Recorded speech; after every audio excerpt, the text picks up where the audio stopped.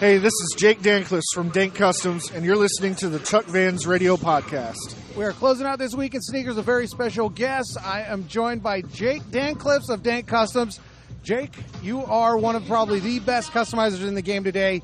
You might have seen some of his work on the feet of our Spurs, and we're here at the Spurs Sneaker Jam 2017. Jake, how's it going, man? It's going good. First off, what actually got you into sneakers as a whole? My brother, he's 10 years older than me, and as a kid, I was always seeing everything that he was putting on his feet, and it just looked a lot cooler than the stuff I had on my feet, you know? Granted, he was grown, so I guess parents were fine with spending money on him since he was grown, I was a grown boy. By 11 years old, I already had a size 11 foot, so he was 21, I was 11, and we had the same size foot. Damn. Yeah. You got me beat. I think I was I think I was a 10 when I was like 11. But yeah, with him, he just always had cooler shoes, so I got into it in a real young age. I was also into art, so with art and that, I started drawing shoes. I started, actually sending designs to Nike. Like 5 years old, I was sending shoe designs to Nike. Damn. And then, did they ever reply to you? No. But that kind of started also with my mom. She would send letters when she was younger to like the president, Okay. And so she invited President Johnson to her graduation, and Lady Bird actually responded. Oh, really? Yeah, with her handwritten letter. Huh. Yeah, I doubt that would happen nowadays. Yeah, because I don't think Ivanka is going to be sending no letters to kids like that. Yeah, I know. I think there was somebody that invited like Obama to their graduation or something like that, and I think they got a letter. Yeah, but yeah, it goes with that, and then I guess the art, and then and then I got heavily into painting art away, when I was younger. So then it just all kind of bled in together, and it's accumulated into something that's now a business. It's a hobby. Look where we're at now, And what was the first time that you actually came up with the idea of saying, hey, I could customize a sneaker? Yeah, so I was doing, before social media, I was doing on Nike Talk and Soul Collector on the web forums. I was doing paintings of shoes on canvas. So a portrait of your favorite shoe on canvas. And then as I was doing that, then people were ordering that. They liked that. And I decided, man, if I can paint on a canvas, I can paint on a shoe, So I started doing that. Kind of realized, man, this shoe's similar to this shoe, but this shoe is rare and costs $1,200. This shoe looks just like it, and I can get it for $59. I want to make it look like that one.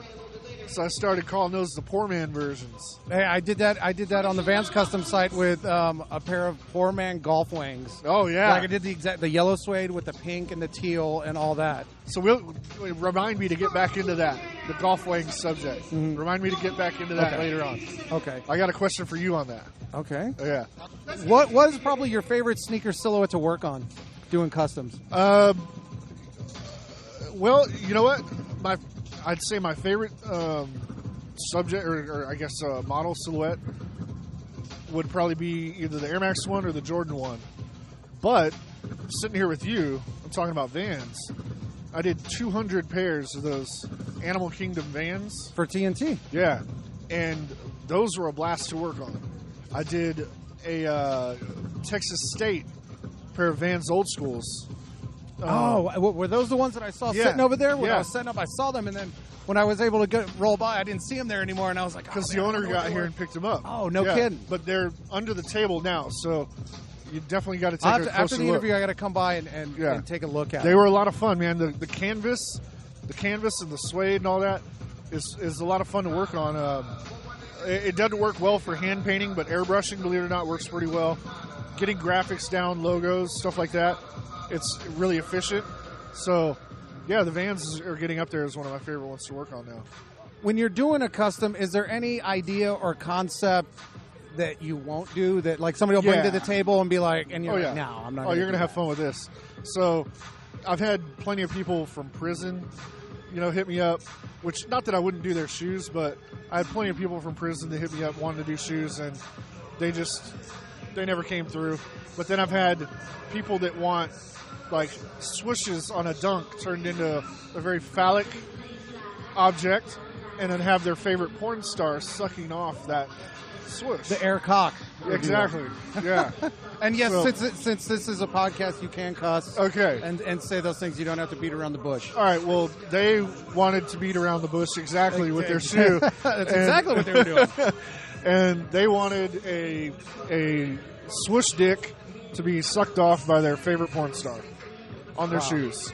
And I turned that down, but no more than a couple months later, I saw those shoes on a blog, so another artist ended up doing them.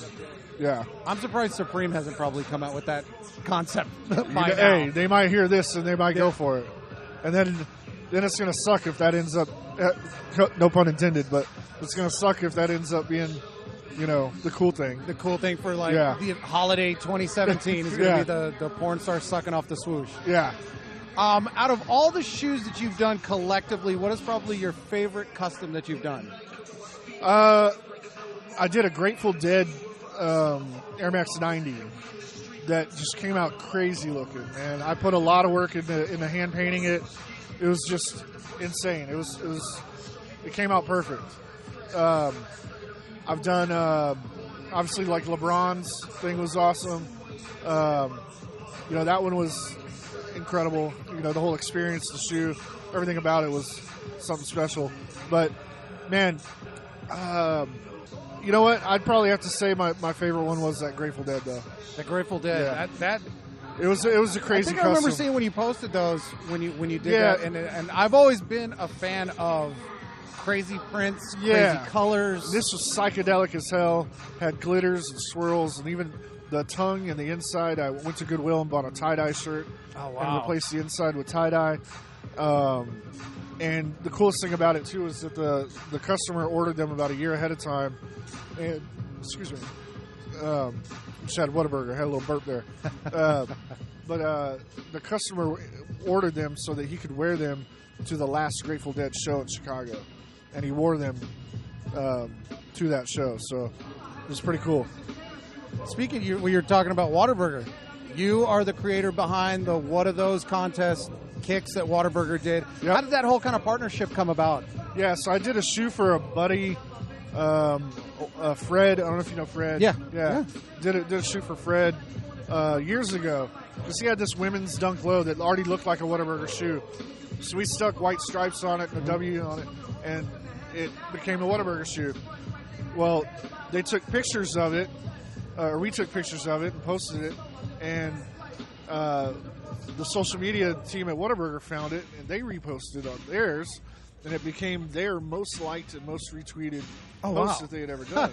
And they're very social media savvy with their responses and tweets and Instagram posts. Yeah, so they ended up doing that and ended up going viral for them. So they invited me into the office, got to talk with the VP and a few other people there, and then over the course of 2 years, just kept in contact, and finally we just had to, I guess like a marketing, powwow and figured out some ideas that we could do, and we came up with that and ran with it. Nice. Yeah. And you also mentioned the LeBron shoe that you did, and you happened to do the LeBron championship shoe the year after the Heat beat the Spurs. How much shit did you catch locally for doing that shoe? A lot, but it was the best business decision that I ever made, so when people think about it like that, they understand. But I'm a Spurs fan through and through, and I even told, basically when that was going on, the contact that I had with LeBron, ended up going to dinner with him, and they had him on the phone with me, and LeBron was asking for a custom this, a custom that. Then he was like, you know what, make me a custom LeBron 10 for when we beat the Spurs. And I was like, well, I'm a Spurs fan, so if that happens, I'll do it, but I'm rooting for the Spurs, But, they ended up beating us, so I ended up getting a sample LeBron 10 PE sent to me, and ended up coming up with what he ended up wearing on the cover of Sports Illustrated, and and media day, and it's gone crazy. It was wild. No hidden Spurs emblems like under the insole or at the very inside of the toe box. I wanted to so bad, but I figured that the relationship that I was at that time hoping to build, which I have built with his camp. I didn't want to ruin anything with that, So I've done quite a few shoes for his friends and management and stuff like that, and they've done really well with me. So and you've done a lot of shoes for our Spurs since we are here at the Spurs Sneaker Jam. How did that happen? Like I know you've done stuff for Kawhi, Danny Green, Bonner. Yeah, I mean I got hooked up with Danny Green years ago, and he's done quite a few shoes, and he's helped in hooking up with everybody else. And I've also had management of some of the guys hit me up too. So through that and just word of mouth and through Danny, we've gotten a lot of Spurs shoes done. And then as far as the show goes, we've done a show here before as Sneaks Up. I remember that was the fall Sneaks Up. Yeah. The one that was the Rock and Brews? It used to be exactly. the sports bar or whatever. Yeah, like the headliner sports bar. Concourse area. Yeah. So with this one, I guess they got a new team, or at least a new couple people that wanted to try it again. And but they contacted me, and I told them I was down. We just had to come up with a good name and make it happen. But the only way that we'd be able to make it happen is if we had Norm. Yeah. You can't do a sneaker show in San Antonio and have it be this nice without Norm. Oh, Norm is the man. He's the Don Corleone of sneaker shows in San Antonio. Exactly. Yeah. And hopefully we can get him, we can whore out his talents, and make him the Don Corleone of Texas. Maybe he can start, hustling and doing this all over the state. I know we're going to make this, we're doing this again next year here. And we actually are in talks with moving it into the Austin market with the Toros. Oh, as nice. Well. Nice. And that doesn't mean we can't go everywhere, And if Norm could make a living just doing sneaker shows all his life, I think he'd do it. And he's good at it. Yeah, damn good at it. He's damn good at it. And from his previous years on the stage with, doing the band stuff, we all know he's a whore. Yeah. Yes. And all the shoes that you've done for LeBron, Spurs, you haven't just limited to basketball. What other athletes, sports type shoes have you done? Yeah, I've done a lot of stuff for Wale, wrestlers, baseball players, football players, a lot of different rappers. I've done stuff for Puff Daddy, P. Diddy, whatever. And then a lot of corporations too, like we said, Whataburger. I've done stuff for Pepsi and Trolley Candy and Sprite. I've done all kinds of stuff. So, and there's a lot to come. There's a lot of big things in store in the future.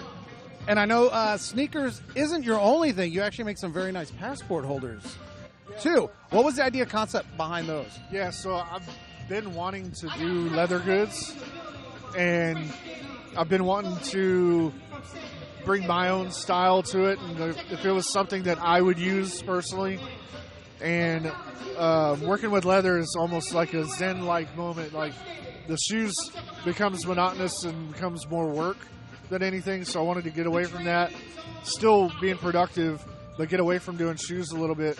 Doing leather goods is like an escape. And my brother and I kind of decided, as far as its name, when I started doing this was right around the time my dad had passed. So my dad owned a construction equipment business called Westco in the late 80s.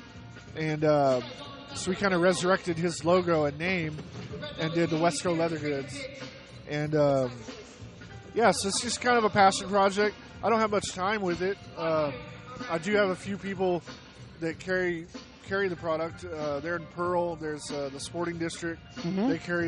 They carry my leather goods there. Passport holders, keychains, and card holders there. There's a place in Austin that's about to start carrying Stag. Okay. They're on South Congress. They're about to start carrying product as well. And for those that might be interested, how can they find out more about maybe getting some customs from you, connect with you on social media?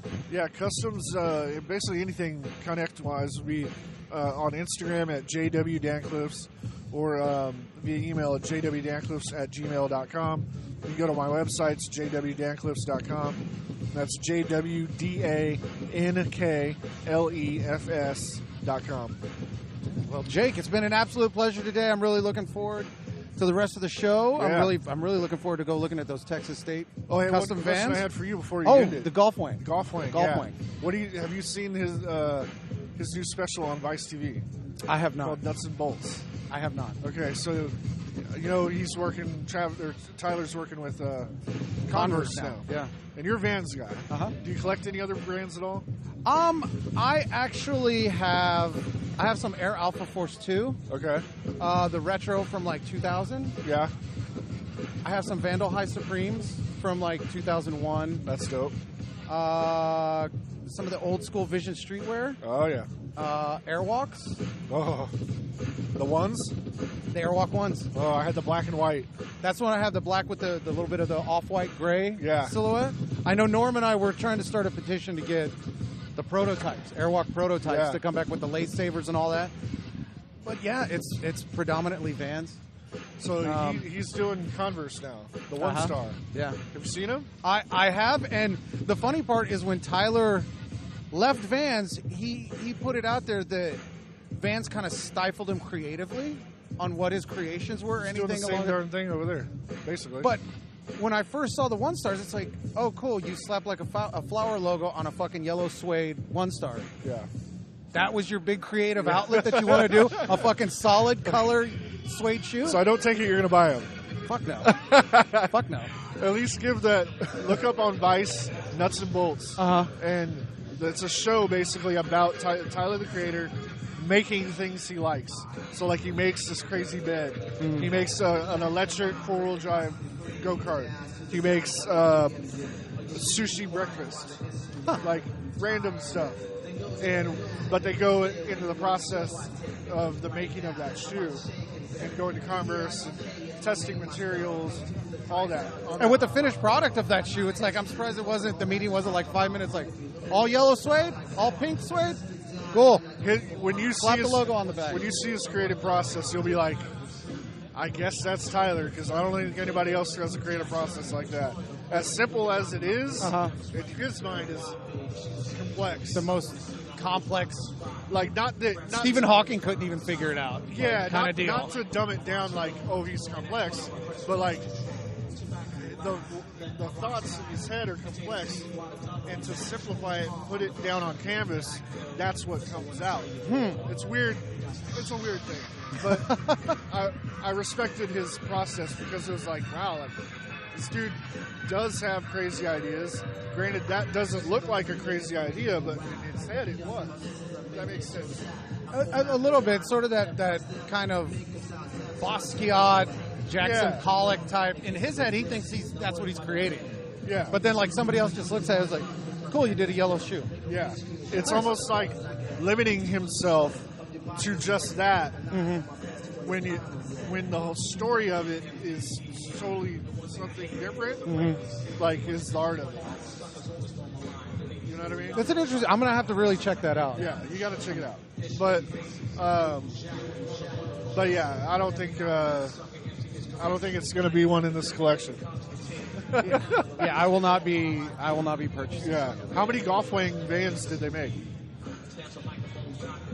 2 sets of 4. 2 sets of 4. There was the first set was black suede with gum sole, red suede with gum sole, blue suede with gum sole, and I want to say maybe a gray.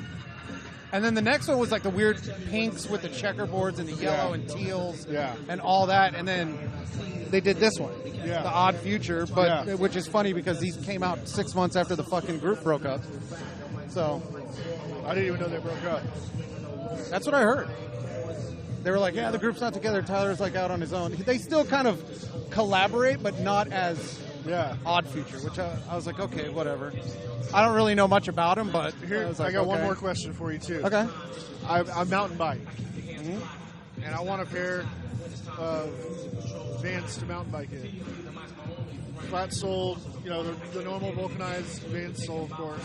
Not something new, not this. Well, I don't know if I'd want a half cab or something low, but something wide. I got a fat foot. Chuckalo. Chuckalo? The Chuckalo is the widest shoe that Vans makes. The widest shoe that Vans makes. All right. Yeah. Chuckalo it is. You have one on the table? I do not. They haven't done any band because I did all the music ones like I always do, just because obviously with the radio and podcast. But I decided this year, 25th anniversary of the half cap, so I was going to do a whole Caballero theme to it. And so I didn't bring any Chuckalos this time around. So when are we going to do a collab? Hopefully sometime here in the near future. I saw you just did that Puma for the Get in the Van podcast. I might need to do a Vans for the Chuck Vans Radio podcast. Yeah, definitely. Awesome. Well, thank you for being here, Jake. It's been an absolute pleasure. I will let you get back to your table. Yeah. And I'm going to come over there and check out those Texas State old schools here in a minute. Sounds good. All right.